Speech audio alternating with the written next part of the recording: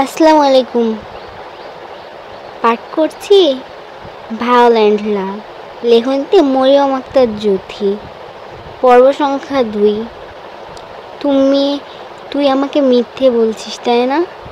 তোর মনে হয় আমি তোকে মিথ্যে বলি? যাই হোক, তুই ফিরলে রাদীপ ভাই তোকে তার সাথে দেখা করতে বলেছে। ও হ্যাঁ, পরীক্ষা কেমন হলো তোর? ওই তো বরাবরের মতো ভালোই হয়েছে। সকাল থেকে কিছু খেয়েছিলি? না। হ্যাঁ, তো খাবেন কেন? যখন গ্যাস্ট্রিকের লাড়া দেবে তখন বুঝবেন। আরে রাগ করিস না, আজকে হল কেন্দ্রে পৌঁছানোর পরপরই হলে ঢুকিয়ে দিয়েছে। আর পরীক্ষা শেষ হওয়ার সাথে সাথে বৃষ্টি শুরু হলো, তাই খাবার খাওয়ার আর সময় পাইনি। বুঝেছি, এখন খেতে চলেন। হ্যাঁ যাবো, তবে আগে রাদীপ ভাইয়ের সাথে দেখা করে আসি। আচ্ছা, আমি তাহলে যাই, তুই তাড়াতাড়ি আসিস। আচ্ছা। ক্ষমতার পালাবদলে এখন এক নতুন দৃশ্যপট। বাবার সামারি এখন ছেলে নামছে নির্বাচনের ময়দানে। একদা যে ছিল উত্তরসূরি, আজ সেই দাবি রাখে সিংহাসনে। রক্তের সম্পর্ক এখন হয়ে উঠেছে রাজনীতির প্রধান হাতিয়ারই। তাই ক্ষমতাকে হাতের মুঠোয় আনার জন্য আরিশ তৎক্ষণাৎ জামাকাপড় চেঞ্জ করে বেরিয়ে পড়েছিল। সকাল গড়িয়ে দুপুর, এখন পর্যন্ত বাড়ি ফেরার নাম নেই। সব কিছু ঠিকঠাক করে সে আজ বাড়ি ফিরবে, এটাই সিদ্ধান্ত নিল। আরিশের পাশাপাশি আয়ানও সকাল থেকে ওর পাশেই ছিল। বলতে গেলে আয়ান আরিশ দুজনার কলিজার বন্ধু। কেউ কারো কষ্ট বা অপমান সহ্য করতে পারে না। আরিশ এত বছর দেশের বাইরে থাকলেও প্রতিনিয়ত আয়ানের সাথে কথা হতো। আর আজ আয়ানের জন্যই সে তার ক্ষণে ক্ষণে খবর পেয়েছে, প্রিয় তার খেয়াল রেখেছে, যোজনগুলো জানতে পেরেছে। ছেলেটা সে আসার পরপরই বাসা থেকে বেরিয়ে গেছে। আপনি একটু দেখেন না কোথায় গেছে। সানজিদা খান সময় হলে চলে আসবে। ছেলে ছোট নেই এখন, আর আমাদের কথা শোনার বয়স নেই। সে তার নিজ ইচ্ছায় চলে। সাফওয়ান খান। ফোন দিলাম, কতবার রিং হলো, তবে রিসিভ করেনি। দুপুরে হয়েছে, খাবার দাও। আরিশ চলে আসবে। হ্যাঁ। জুথি সুন্দর সাদা রঙের একটা গোল ফ্রক পরে ড্রেসিং টেবিলের সামনে কোমর ছড়িয়ে লম্বা চুলগুলো সোজা আঁচড়ে নিল। ফর্সা গালে হালকা ক্রিম মেখে নিল। ব্যাস, এতে তাকে মাশাআল্লাহ। সম্পূর্ণ রেডি হয়ে জুথি রাদীপের রুমে আসে। তুমি আমাকে ডেকেছিলে ভাইয়া? হ্যাঁ, তবে তুমি আমাকে ডেকেছিলে এতটুকুই তো ঠিক ছিল। শেষের ভাইয়াটা না বললেই হতো। জুথি রাদীপের কথা শুনে মুচকি হেসে বলল, আপনি আমার বড় ভাই, তাই তো আপনাকে ভাইয়া বললাম। ইস, তোমার হাসিটা কত আকর্ষণীয়। বুঝলাম না। ওই যে তুমি হাসি দিলে, তোমার ফর্সা দুই গালে দুটো টোল পড়ে, আবার গোলাপি রাঙা ঠোঁটের নিচে কালো কুচকুচে কত সুন্দর একটা আকর্ষণীয় তিল, যা আমাকে বারবারই মুগ্ধ করে। জুথি রাদীপের কথা শুনে কিছুটা লজ্জা পায়, তাই কিছুটা সংকোচতা নিয়ে বলল, তুমি আমাকে কেন ডেকেছিলে? তোমার জন্য একটা গিফট আছে। গিফট না আম্মুর কাছে দিয়েছো?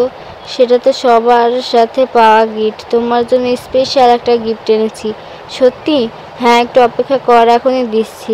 রাদীপ কিছুক্ষণ পর একটা শপিং ব্যাগ এনে জুথির হাতে দেয় এবং হাসি মুখে বলে, তুমি বলেছিলে না তোমার একটা ফোন চাই, তাই তোমার জন্য বাহির থেকে কিনে আনলাম।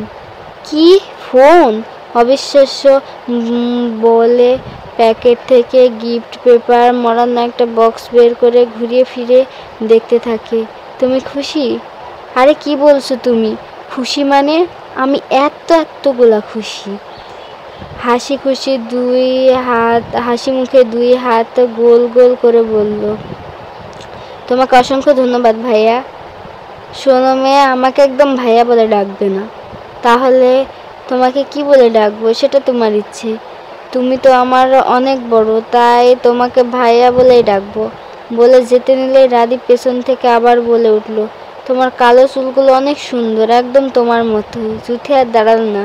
এসব তার নিত্যদিনকার কারবার। যখন রাদীপ দেশে ছিল না, তখন জুথির সাথে সবসময় ভিডিও কলে কথা হতো, আর তখন বিভিন্ন কথা বলে জুথিকে লজ্জা দিত।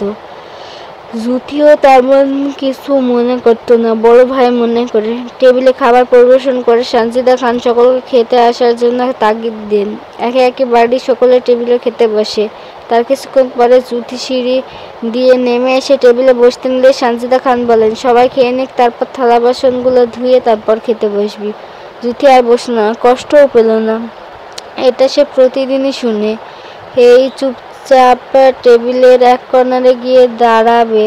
তখনই জুথির মা মোমেনা খান বললেন, রাদীপের সাথে যে আরিশও দেশে ফিরবে সেটা আমরা কেউই জানতাম না, তাই ওর ঘরটা গোছানো হয়নি। যতক্ষণ না আমরা খাবো তুই গিয়ে আরিশ বাবার রুমটা সুন্দর করে গুছিয়ে মুছে দিয়ে আয়।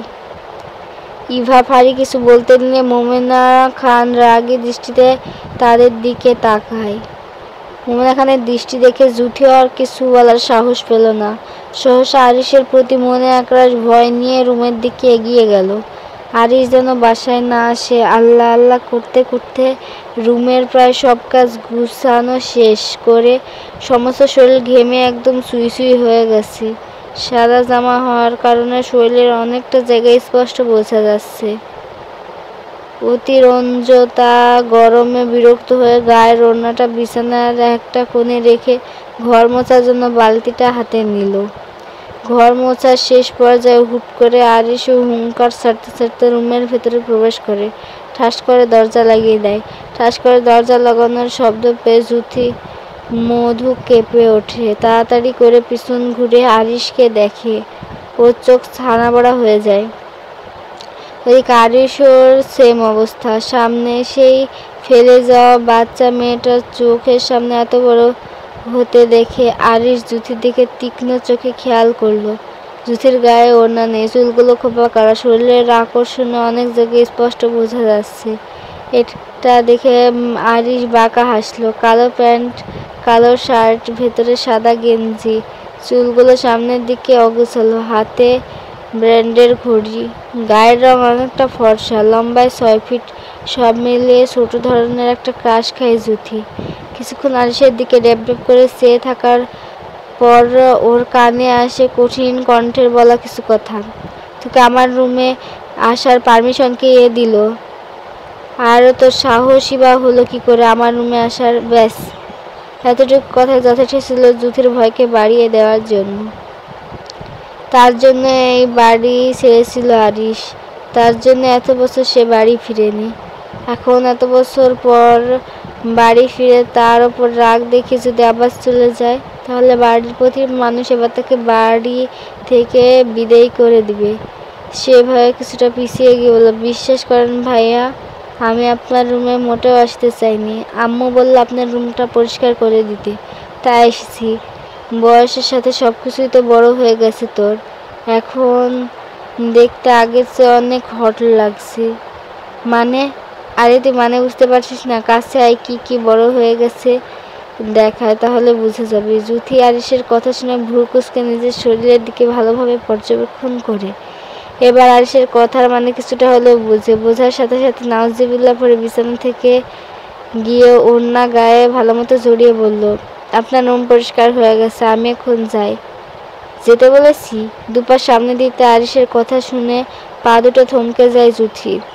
এখানে দাঁড়িয়ে কাঁপা কাঁপা কণ্ঠে বললে, থেকে কি করব? আমাকে চুমু খাবি? আস্তাগফিরুল্লাহ, নাউজুবিল্লাহ, এগুলো আপনি কি বলছেন ভাইয়া? বারবার কথার সাথে ভাইয়া ডাকটা শুনে আরিশের আগে থেকে দাউ দাউ করা ডাকটা যেন আরও ঝলঝল করে ওঠে। তাই তেড়ে গিয়ে জুথির 2 বাহু চেপে ধরে রুক্ষ কণ্ঠে বলে, কোনো ভাইয়া হই না, আমি তোর ভাতার হই, বুঝছিস? আস্তাগফিরুল্লাহ। বিদেশে গিয়ে মনে হয় মাথাটা পাগল হয়ে গেছে, কী সব গাঁজাখড়ি কথা বলছে। আবার কত জোরে আমার বাহুটা চেপে ধরে রেখেছে মনে মনে। আরিশের থেকে ছাড়া পাওয়ার জন্য মুচড়ামুচড়ি করে কিছু বলতে যাবে, তার আগে আরিশ বলল, অন্যের মুখে প্রশংসা শুনতে খুব ভালো লাগে, তাই না? তাদের থেকে অ্যাটেনশন নিতে ভালো লাগে, তাদের সামনে ঠ্যাং ঠ্যাং করতে খুব ভালো লাগে, তাই না? আর আমার সামনে আসলে তো ছোটোবেলা থেকে যত সব নাটক শুরু হয়, তাই না? আজ তোর নাটকের শেষ বয়ে আনবো আমি। জুথি জামার 2 সাইড শক্ত করে মুঠ করে ধরে, কোন রকম তোতলাতে তোতলাতে বলে, আমি এমন কি করেছি? যে আমাকে দেখার সাথে সাথে আপনি আমার সাথে এমন ব্যবহার করছেন। কি করেছিস তাই না, আজ বোঝাচ্ছি কি করেছিস। বলে ওকে ছেড়ে একটা মোটা দড়ি এনে ওর হাত দুটো বেঁধে দেয়। হাত বাঁধা দেখে কান্না জড়িত কণ্ঠে বলল, এভাবে হাত বাঁধছেন কেন? ব্যথা পাচ্ছি তো আমি। ব্যথা পা গিয়ে, তুই আজ সারা রাত এভাবে বাঁধা থাকবি। ভাইয়া দোহাই লাগে আপনার, পরশু আমার পরীক্ষা আছে, আমায় এভাবে আটকে রাখবেন না।